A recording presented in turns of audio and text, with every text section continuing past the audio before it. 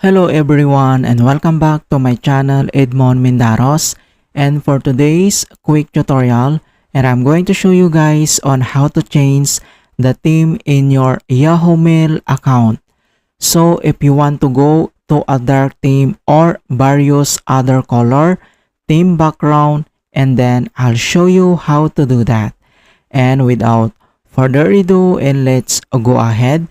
So all you have to do is to open up on any web browser like Microsoft Edge, Mozilla Firefox, or Chrome to log in your Yahoo account.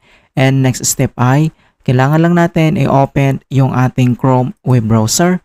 And dito sa searching address bar ay search lang natin dito yung Yahoo. And then, kailangan lang natin mag-login, okay? So, dito lang sa right side, makikita mo dito yung login ng Yahoo. So, click lang natin tong account. And then, enter lang natin yung password. And then, click natin tong next. Okay, so makikita nyo na dito yung Yahoo homepage. And then, dito lang sa upper right side, makikita mo dito yung Yahoo inbox. So, i-click mo lang yan. And madadirect tayo dito sa ating Yahoo Mail inbox. So kung paano ba natin palitan or i-change itong Yahoo Mail theme. So ang next step, dito lang sa upper right side, makikita mo dito yung icon settings. Ito siya, okay? So click mo lang yan. And then makikita mo kaagad dito yung theme. So dito sa theme ay may 12 na theme background na pwede nating i-select. So kung gusto mo ng darks, click mo lang yan.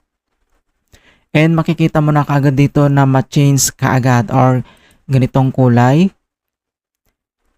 Ayan. And then select ka lang dito kung anong gusto mong theme background. Alright. So maraming mga choices and option dito na pwede mong i-select. Alright. Ganito siya. Alright.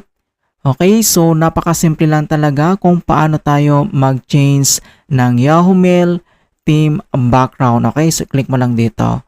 Alright, so ganun lang po kasimple on how to change the theme in Yahoo Mail account. And please don't forget to like this video and subscribe to my channel for more quality content. Thank you guys and see you in my next tutorial.